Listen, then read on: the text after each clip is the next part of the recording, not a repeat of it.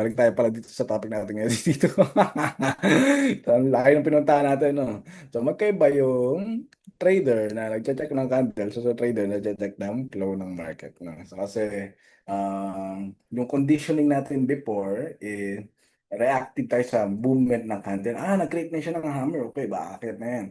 Okay, nag-create na siya ng shooting star. Okay, bababa na yan. As compared sa trader na nagche-check ng flow, no?